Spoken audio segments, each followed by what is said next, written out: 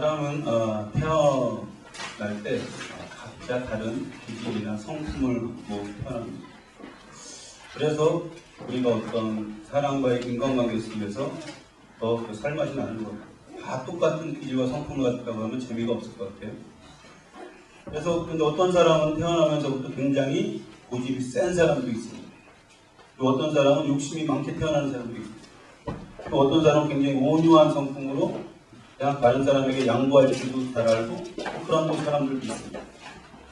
조금씩의 어떤 그 차이는 있을지 모르겠지만 우리가 태어날 때 그 아담의 후손으로 태어나면서 죄의 유전자를 갖고 태어납니다.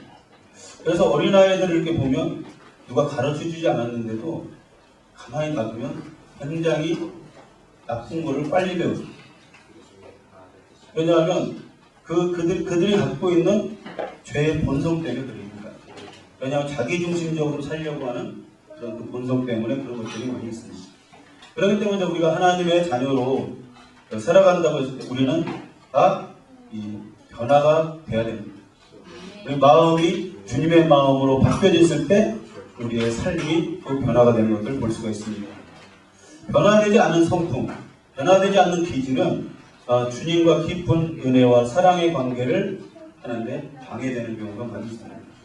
오랫동안 우리가 신앙생활을 하지만 나는 정말 그 주님의 뜻대로 살아가고 싶고 주님이 원하는 대로 살고 싶지만 그렇게 되지 않는 그런 것들이 많이 발견하게 됩니다. 근데 왜 그러냐면 그것이 내가 갖고 있는 기질, 성품이 변화되지 않았기 때문에 내가 겉으로는 어떤 하나님의 자녀라고 하면서 신앙생활을 하고 있지만 내 안에 있는 기질과 성품이 변하지 않기 때문에 온전히 주님과의 깊은 은혜의 관계에 들어가지 못하는 것들을 우리가 경험하게 됩니다. 요한계시록 3장 20절 말씀에 보면 여러분이 잘 아시는 말씀입니다. 그것은 바로 내가 문 밖에서 두드리노니 누구든지 내 음성을 듣고 문을 열면 내가 그에게로 들어가서 그와 더불어 먹고 그는 나와 더불어 먹으리라 라고 하는 그 말씀입니다. 이 말씀을 여러분이 많이 보셨을 거예요. 그래서 이 말씀이 어디에 많이 쓰입니까?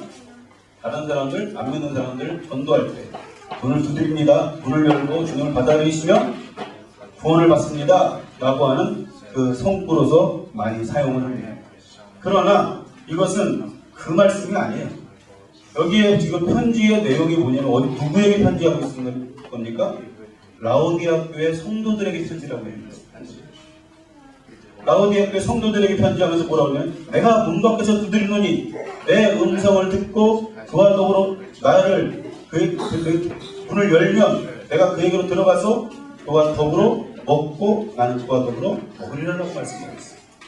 그건 뭐냐면 내가 하나님의 자녀로서 내가 살아가야 되는데 아직까지 겉으로는 하나님의 그 자녀의 모습인 것 같지만 실제로 주님과 하나된 연합된 그러한 삶을 살지 못하는 라오디게아 성도들에게 지금 주시는 말씀입니다.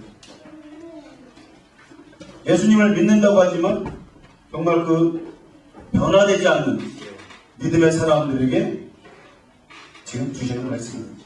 그래서 내가 문을 두드리는데 두드리고 너희들이 문을 열면 들어가서 너와 함께 연합된 변화된 그런 삶을 살게 하겠다라고 지금 주님이 말씀하십니다. 우리가 예수 그리스도를 믿음으로 말미암아 우리는 구원을 얻었습니다. 있습니까? 근데 무엇의 구원을 얻었냐면 영의 구원을 얻습니다. 그래서 고린도전서 19장 49절 말씀해 보면 예수 그리스도를 가르쳐서 살리는 영이다라고 말씀하고 있어요. 예수 그리스도를 믿음으로 말미암아 우리 영이 살아난 것입니다. 우리 영이 회복된 거예요. 그래서 우리 영이 회복됐다고 하는 것은 무엇을 합니까? 내가 하나님과 영적인 교통을 할 수 있는 사람으로 바뀌어졌다는 거예요. 그것은 무엇을 하냐면 바로 에덴 동산에서 아담과 하와가 하나님과의 영적인 교통을 했듯이 이제 내가 영적으로 교통할 수 있는 그런 사람이 되었다는 것입니다. 근데 우리가 그 영의 구원을 얻음을 통해서 내가 주님을 구주로 받아들일 때 주님은 우리에게 들어오신다고 말씀하고 있습니다. 성령께서 내재하신다고 말씀하셨습니다. 그것은 어디에 내재하시는 거냐면 우리 영 안에 내재하십니다. 그래서 이제 그 영이 이제 우리의 혼과 육을 다스릴 수 있는 사람이 무엇이냐면 영적인 사람입니다. 근데 많은 사람들이 영의 구원을 얻었을지 모르겠지만 혼의 구원을 이루지 못했어요. 자아 속에 아직까지도 내가 태어나면서 갖고 있던 그 기질, 성품, 잘못된 이그러진 성품과 기질을 갖고서 지금 내가 신앙생활을 하고 있다는 것입니다. 그러기 때문에 내가 오랫동안 신앙생활을 해도 내가 삶의 변화가 나타나지 않아요. 왜냐하면 내가 예수 그리스도를 믿음으로 말하면 구원 얻었을 때 주님이 우리 안에 오셔도 영 안에 있는데 영 안에 주님을 가둬놓고 있는 거예요. 근데 지금 문을 두드리는 것은 뭐냐? 영 안에 계신 주님이 지금 계속해서 우리 혼에, 우리 자아에 문을 두드리고 있는 거예요. 문을 열라는 거예요.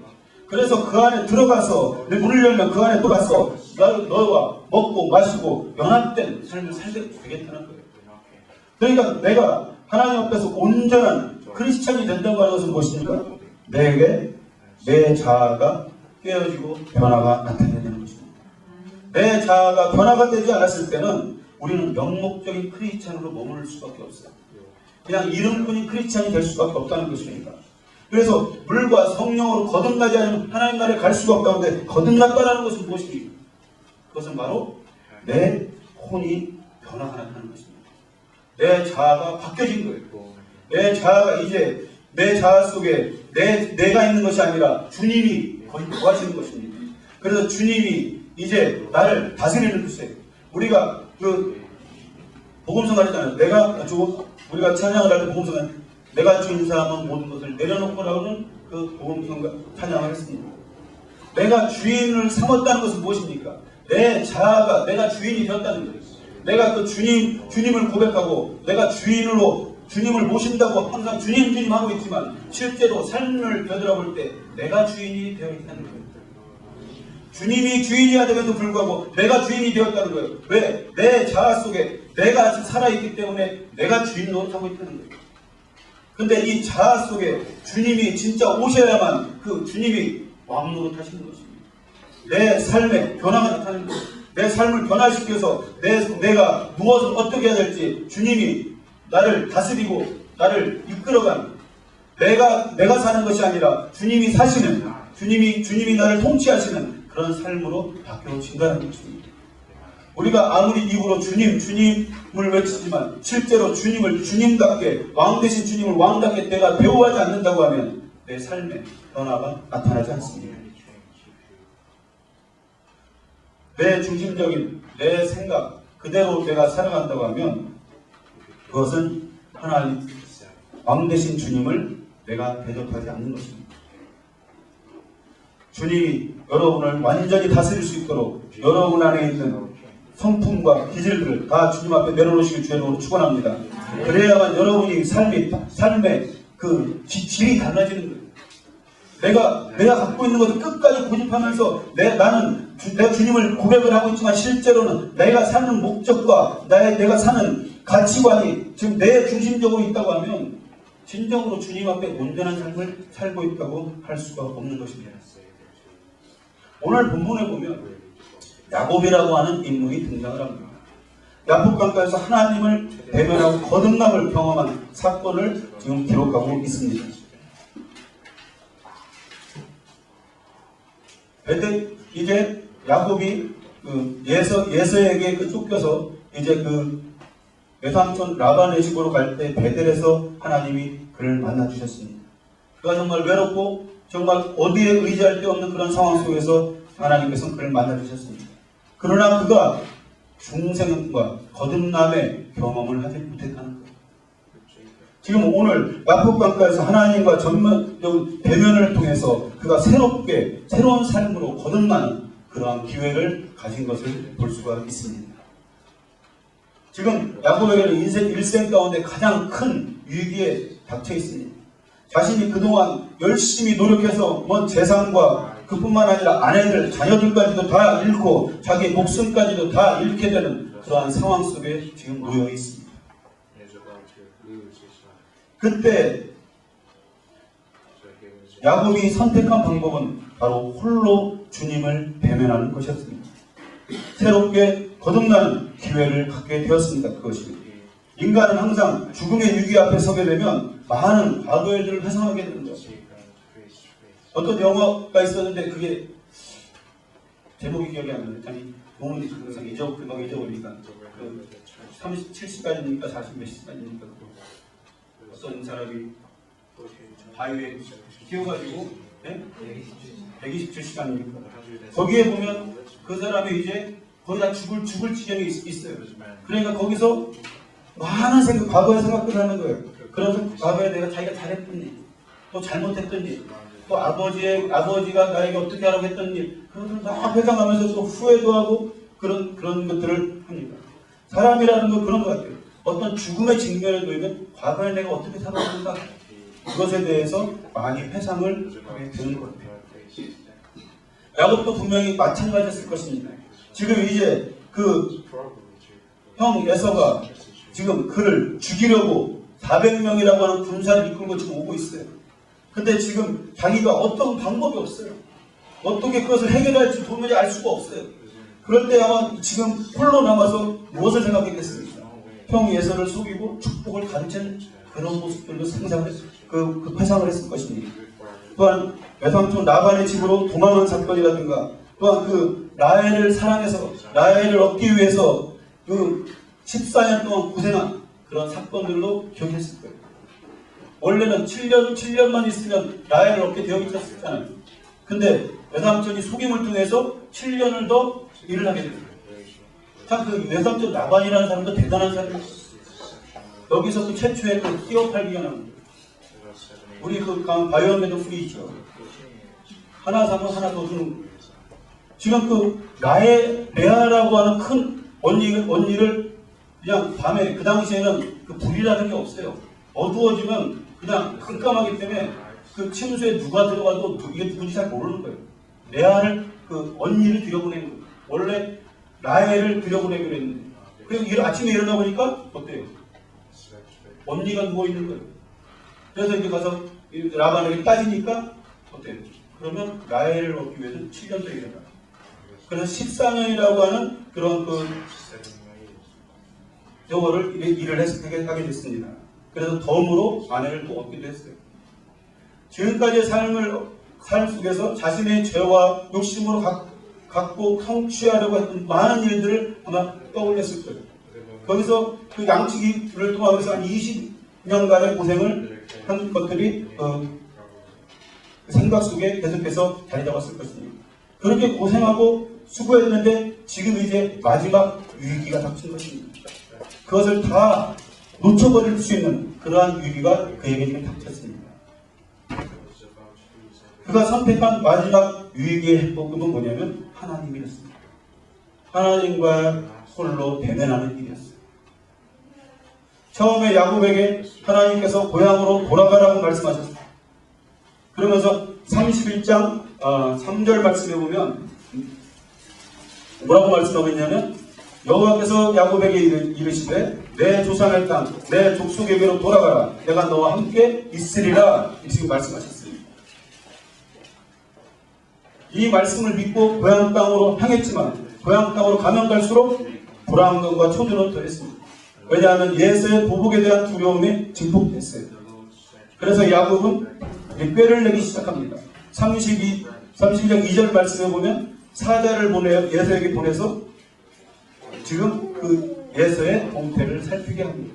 근데 사자가 돌아와서 보고하는 것이 뭐냐면 400명의 군사를 데리고 지금 오고 있다라고 지금 보고를 했어요. 그러자 그 더 불안하고 초조하게 됐습니다. 그래서 32장 7절 말씀에 보면 야곱이 심히 두렵고 답답하여 자기와 함께한 종자와 양과 소와 약대와 뒷대를 나누고 라고 말씀하고 있습니다. 지금 뭐라고 말씀하고 있냐면 심히 두렵고 답답하여라고 말씀하고 있습니다. 두려움은 출발할 때부터 있었어요. 좀 형 예서를 자기가 속이고 그 축복을 가르쳤기 때문에 형은 항상 이를 갖고 있었어요. 그렇기 때문에 정말 그 만나기만 하면 형 동생 야곱을 죽일 것 같은 그러한 심정이 바로 예서였어요. 두려움은 계속 있었어요. 그렇지만 답답함이라고 하는 것은 예서가 다가오고 있는데 해결책을 찾지 못하는 답답함입니다. 어떻게 해야만 이것을 해결할 수 있을 것인가? 때를 나누고 예서를 위해서 예물을 준비하고 먼저 강을 건너가게 합니다. 그러고 나서 이제 야곱이 기도를 해요. 32장 9절부터 12절까지 보면 이제 야곱이 이제 기도하는 내용이 나오는데, 야곱이 또 가는데 나의 조부 아브라함의 하나님, 나의 아버지 이삭의 하나님 여호와께서 주께서 전에 내게 명하시기를 내 고향 내 족속에게로 돌아가라, 내가 내게 은혜를 베풀리라 하신다니. 그는 쭉 이렇게 기도를 하고 있어요. 근데 여기에 보면 아까 그 하나님께서 야곱에게 뭐라고 말씀하셨냐면 31장 3절 보면 여호와께서 야곱에게 이르시되 내 조상의 땅 내 족속에게로 돌아가라, 내가 너와 함께 하리라, 그 말밖에 안 하셨어요. 근데 지금 다급하니까 할아버지 아버지까지 다 꺼내는 거예요. 그러면서 그렇게 약속하셨지 않았습니까? 그러니까 나를 구해주세요. 지금 간절함으로 이렇게 기도하고 있는 그 야곱의 모습을 우리가 볼 수가 있습니다. 기도를 해도 또 불안한 거예요, 계속해서. 왜냐하면 그 하나님께서 내가 너와 함께 하겠다고 하는 그 말씀에 대해서 확신이 부족한 거예요. 내가 어디 있든지 지금 그를 야곱을 가라고 했으면, 내가 너와 함께 하겠다고 했으면, 그가 하나님께서 이미 모든 것을 준비하시고 예비하신 것을 믿고 나가야 되는데 불안한 거예요. 그러니까 22절에 보면 밤에 일어나 두 아내와 두 여종과 11 아들을 인도하여 압곡강 나루를 건널세라고 말씀하고 있습니다. 밤에 일어났다고 했어요. 그 다급하지 않는 밤에 일어나지 않은 사람. 밤에 왜 일어나겠어요? 그냥 몸도 피곤한데 자고 아침 일어나서 해결하면 되는데 너무 다급한 거예요. 그렇기 때문에 저 밤에 잠도 못 자고 일어나서 밤에 지금 마지막으로 자기 식솔들을 다 건너편으로 다 보냈습니다. 그리고 결단한 거예요. 내가 홀로 나가서 하나님과 대면하겠다는 거예요. 마지막으로 선택한 방법은 하나님과의 대면이었습니다. 답답하면 어떤 방법이 없는 상황입니다. 여삼촌 라반의 집에서 피신할 때 만나셨던 그 하나님, 그때 홀로 들여서 잠을 잘 때 외롭고 고독한 상황 속에서 만나주시고 언약을 주셨던 그 하나님, 그래서 그가 서원했던 그 하나님을 만나는 것이 해결책이라고 하는 것들을 그가 알았습니다. 그래서 누구든지 어려운 상황에 접하면 하나님을 찾게 되어 있어요. 하나님, 주님이 환경을, 여건을 해결해달라고 우리 많은 사람들은 강구를 합니다. 그러나 문제 해결의 키는 누구에게 있냐면 나의 자신에게 있다는 거예요. 하나님은 이미 하나님의 자녀들에게 많은 것으로 축복하기를 원하시고 많은 것으로 함께하기를 원하시는 분이 하나님이십니다. 그분이 함께하고 있다는 거예요. 근데 내가 바뀌지 않아서, 내가 깨지지 않아서, 내가 변화되지 않아서 하나님이 내 삶 가운데 개입하실 수 없고 하나님이 내 삶 가운데 역사하실 수 없다고 하는 것, 그것을 우리가 알아야 될 줄 믿습니다. 하나님께서 나와 함께 하심을 통해서 하나님은 놀라운 일을 이룰 수 있다고 하는, 주님이 일하실 수 있는 그것을 믿는다고 하면 두려워할 것이 없습니다. 우리가 어떠한 상황과 처지에 놓여있다고 할지라도 하나님께서 우리와 함께 하신다고 하는 그 믿음, 그것에 흔들림이 없는 확신이 있다고 하면 그 확신 안에 거하시길 주의 이름으로 축원합니다. 그럴 때 하나님은 여러분과 함께 하시는 줄 믿습니다. 24절 말씀에 보면 홀로 남았다라고 말씀, 홀로 된다고 하는 건 사람들에게 두려운 일이에요. 사실 많은 사람들은 그 홀로 있는 것을 싫어합니다. 왜? 고독해요. 그래서 항상 사람들은 모여서 즐기기를 좋아합니다. 이 홀로 된다고 하는 것은 그 다른 사람에 의해서 또 홀로 되어짐을 당한다고 하는 것은 더 큰 고독과 외로움입니다. 그래서 이러한 고독감과 외로움을 견디지 못하는 사람들은 자살을 합니다. 왜냐하면 홀로 있을 때 굉장히 인간은 연약해집니다. 그렇지 않아요? 거기 보면 군인들도 그런 것 같아요. 이제 혼자 있을 때는 별로 힘을 못 써요, 사실. 그러나 군복을 입고 그렇게 대열을 정비하면 거기서 힘이 나옵니다. 그래서 함께 할 때는 힘을 발휘할 수 있습니다. 그러나 홀로 있을 때는 힘을 발휘하지 못해요. 그러나 하나님 앞에서 홀로 된다고 하는 것은 큰 축복이라는 겁니다. 왜? 하나님의 긍휼하심을 구할 수 있는 방법이기 때문에 그렇습니다. 하나님 앞에서 홀로 선다는 것은 얼마나 큰 축복인지 몰라요.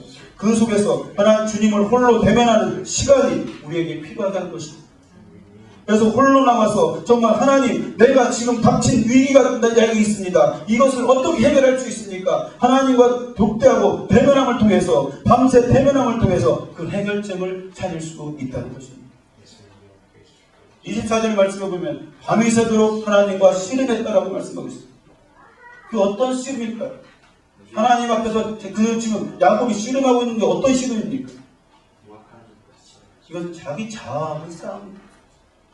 하나님 앞에서 내가 깨어져야 되는데 깨어지지 못했기 때문에 내 것을 주장하고 고집하고 그렇기 때문에 하나님과 싸우고 있는 거예요. 우리가 신앙생활을 그런 일들이 얼마나 많습니까? 하나님은 이런 삶을 원하는데 나는 이것을 추구하기 때문에 항상 그 안에서 어떤 긴장이 있지 않습니까?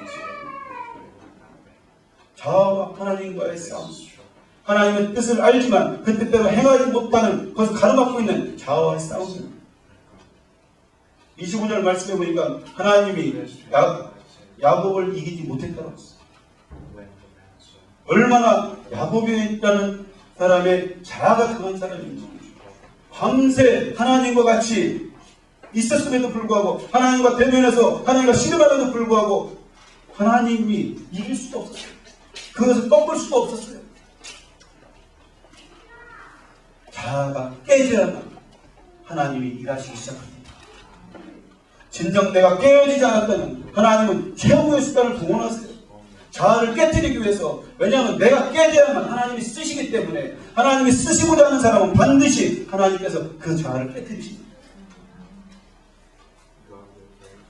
자아가 강하다고 하는 것은 하나님 앞에서의 교만함입니다. 하나님의 뜻보다는 내 육신의 뜻대로 살려고 하는 그런 것이 드러나는 것이 강함입니다. 내가 죽고 내가 깨져야만 주님이 나를 사용할 수 있습니다. 끝까지 버티면 사건이 나는 거예요. 여러분, 하나님께서 여러분에게 깨어질 수 있는 기회를 주셨을 때 여러분이 깨어지시길 주의 이름으로 축원합니다. 자아를 내려놓길 주의 이름으로 축원합니다. 내가 주인 삼았던 모든 것들을 내려놓길 주의 이름으로 축원합니다. 그래야만 사건이 안 터지는 거예요. 25절 말씀해 보니까 이제 사건이 터졌어요. 어떤 사건입니까? 바로 하나님이 환도병을 쳐버리셨어요. 어떤 목사님이 이제 이런 고백을 했습니다. 자신이 깨지지 않으니까, 자기가 자신이 목회를 하면서 자신이 깨지지 않았다는 거예요. 깨지지 않으니까 하나님께서 치시는데 교회를 치시더라는 거예요. 교회를 치시니까 교회가 3,000명 정도 모이는 교회가 갑자기 교회가 혼란스러워지면서 500명으로 줄어버려요. 목회자에 있어서 성도수가 준다는 건 정말 너무나 큰 아픔입니다. 그걸 쳐버리시더라고요. 그 다음에 그래도 안 깨지니까 그 가정을 치시더라고요. 그래서 목사님과 사모님과의 관계가 어그러져요. 또 목사님과 그 하나뿐이었는 아들과의 관계가 어그러져요. 그러면서 그 가정이 너무나 고통스러운 그 가정으로 바뀌게 돼요. 그리고 그래도 안 깨지니까 그 다음에 건강을 치시죠. 건강을 대신 자신을 거친 것이 아니라 사모님의 건강을 치십니다. 갑자기 뇌졸중으로 쓰러집니다. 목회라는 게 있어서 또 사모까지 중요하기 때문에 뇌졸중으로 쓰러져 있다고 하는 것은 굉장히 큰 타격입니다. 그래서 그분이 이제 고백하는 것이 뭐냐면 자신이 깨지니까 하나님 앞에서 철저하게 자신이 깨지고 낮아지니까 하나님께서 회복하기 시작하셨어요. 교회가 회복되어지고 교회가 이제 1,000명, 2,000명으로 다시 불어나기 시작해요. 그리고 그동안에 있던 많은 일들, 자신이 겪었던 많은 사람들에게 주님이 뭐라고 요구하시냐면 다 하나같이 가서 용서를 구하라는 거예요. 다 그런 일들에서 그럴 때 이제 교회가 다시 회복되어지는 것들을 경험했다는 거예요. 그러면 또 갑자기 그 쓰러졌던 사모님이 건강이 회복되어 일어나게 되고 그런 일을 경험합니다. 끝까지 버티고 주님이 분명히 경고를 많이 하셨다는 거죠. 내가 깨지지 않으면 큰일이 있을 거다는 것을 경고를 하셨다는 거예요. 그러나 자기 작은 힘이 강하죠. 깨지 않았던 거죠. 끝까지 버티니까 사건이 일어납니다. 25절 말씀은 마찬가지예요. 야곱이 자신이 깨지지 않으면 환도뼈를 쳐버리고, 환도뼈는 무엇입니까? 환도뼈는 이 엉치뼈예요. 이 몸을 지탱하는 힘이에요. 엉치뼈가 완전히 박살나면 서 있지는 못해요. 지탱하지 못합니다. 환도뼈가 꺾으시니까 생명뼈라고 생명의 근원이고 힘의 근원입니다. 이제 더 이상 그가 그 힘대로 그 뜻대로 살 수가 없는 것입니다. 이 환도뼈를 꺾으셨다고 의미는 뭡니까? 이제 육적인 수단에 의지해서 사는 삶이 끝이 났다고 하는 것을 의미해 주고 있습니다. 이제 야곱이 생명의 근원이고 힘의 근원이신 오직 하나님만을 의지하고 살아야 될 존재임을 다시 한번 확인시켜 주시는 것입니다. 하나님 앞에서 철저히 겸손하고 왕되신 주님을 의지하고 우리가 꺾어야 될 줄 믿습니다. 하나님 앞에서 무릎 꿇고 꿇는 것이 승리하는 것입니다. 여러분, 하나님 앞에서 고집 부리지 마시길 바랍니다. 하나님 앞에서 내 자아를 내놓고 끝까지 고집 부리면 그만큼 손해가 있습니다. 하나님은 쓰시고자 하시는 사람은 반드시 그 고집을 꺾어 놓으십니다.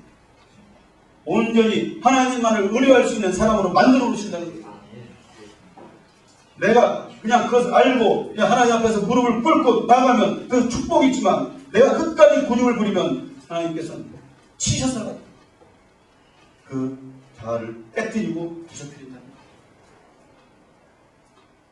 내가 내려놓지 않고 내가 죽지 않으면 하나님의 축복을 우리가 받을 수 없습니다.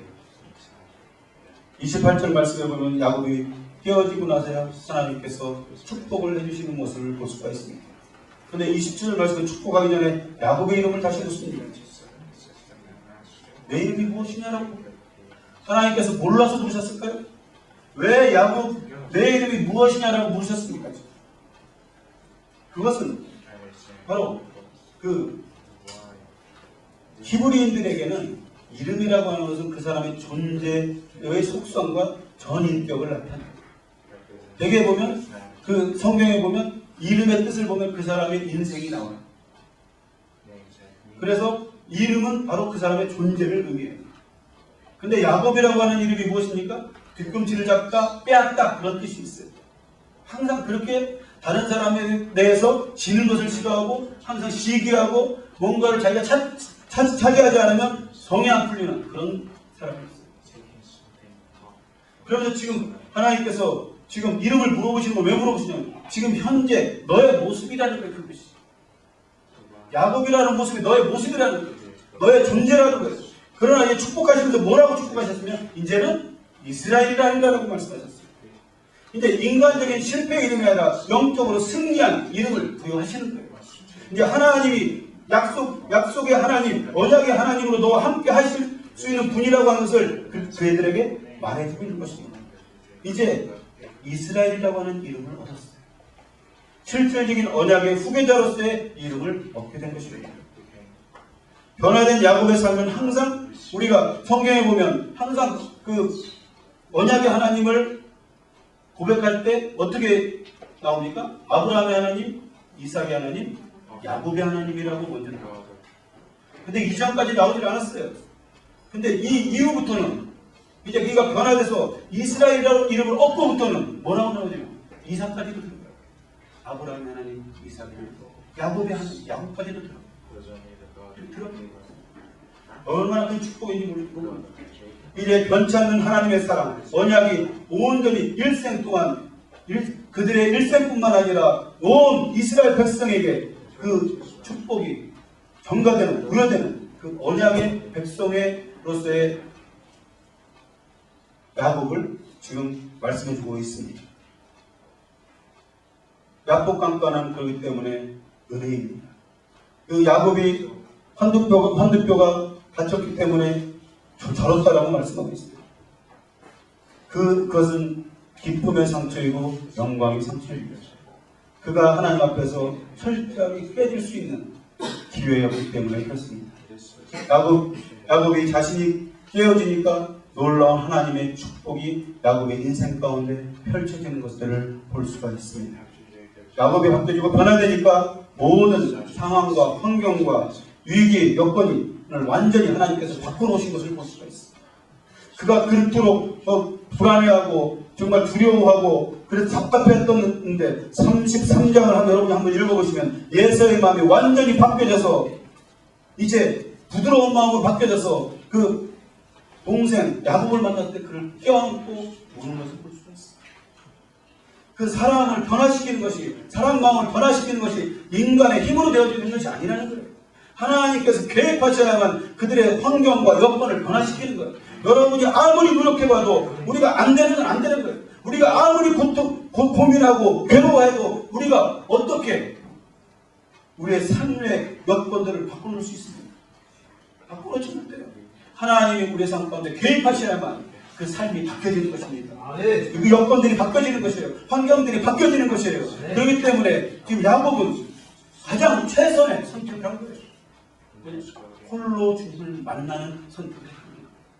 그래서 내가 거기서 깨어지고 무너지니까 내 자신이 완전히 죽어지니까 하나님이 함께 하실 뿐만 아니라 내 삶의 환경들을 바꿔 놓으셨다는 거예요. 모든 삶의 문제는 나에게 있습니다. 모든 상황 속에서 하나님은 항상 우리에게 축복하시기를 원하시는 분이에요. 내가 죽어지지 않으니까, 내가 깨어지지 않으니까 하나님이 진정으로 우리의 삶 가운데 개입하시지 못할 것입니다. 누구나 우리의 삶 가운데 위기는 닥칠 수 있습니다. 위기 때 다시 한번 주님을 만나고 새로운 삶의 변화되는 그런 기회로 활용해야 될 줄 믿습니다. 위기시 다른 곳에서 내 생각과 뜻을 뭔가를 하려고 여러분 하지 마십시오. 주님 앞에 나와서 홀로 대면하시길 바랍니다. 해결자는 주님이십니다. 내가 해결할 수 없습니다. 온전히 주님께 모든 건 맡기고 내가 하나님과의 인격적인 관계 속에서 내가 철저하게 하나님의 마음으로, 주님의 마음으로 변화되어져서 주님의 뜻에 철저하게 순종하는 그런 삶을 살기를 다짐하면 하나님은 우리의 삶 가운데 역사하실 것입니다. 내가 주님과 대면해서 승리하는 비결은 무엇입니까? 어떻게 그 야곱이라고 하는 인물이 하나님과 싸워서 이길 수 있겠어요? 하나님의 입장에서 봤을 때 지금 그는 한독뼈가 부러지는 그런 고통 가운데 있었지만 그가 꺾어짐을 통해서 네가 승리했다라고 말해주시는 거예요. 하나님은 그런 분이십니다. 내가 꺾어지고 내 자아가 꺾어지고 온전히 주님이 나의 왕 되신 것을 인정하면 그것이 너에게 승리한 것이다. 이후부터는 이제 주님이 일하시기 시작하신다는 것입니다. 내가 뭔가를 하려는 노력은 답답할 수밖에 없어요. 해결점을 찾을 수가 없어요. 여러분 앞에서 놓인 많은 문제들이 분명히 있을 줄 믿습니다. 주님을 만나려는 철저한 몸부림, 그것이 해결하게 될 줄 믿습니다. 온전히 주님을 의지하시길 주의 이름으로 축원합니다. 온전히 주님을 신뢰하시길 주의 이름으로 축원합니다. 그럴 때 주님이 우리의 모든 걱정과 근심과 염려, 모든 상황들을 다 바꿔놓으셔서 변화유복으로 바꿔주시는, 지금은 어려운 것 같지만 그 이후에 더 놀라운 하나님의 은혜를 경험하게 되는 그런 축복의 자리로 우리를 인도하게 될 줄 믿습니다. 주님만이 해결자이십니다. 온전히 주님만을 만나시길 바랍니다. 주님과 함께할 때 여러분은 승리하는 삶을 살게 될 줄 믿습니다. 온전히 주님을 의뢰할 수 있는 여러분이 되길 주의 이름으로 축원합니다. 이 말씀을 생각하면서 우리 함께 기도하기로 합니다. 함께 기도할 때 주님, 내가 주님과 동행하기를 원합니다. 내가 내 안에 지금 아직까지도 주님을 믿는다고 하지만 내가 깨어지지 못해서 주님이 내 안에서 왕노릇 하지 못하고 항상 우리 영 안에 갇혀있는 그러한 모습이 있다고 한다면 주님, 내가 이제 깨어지기를 원합니다.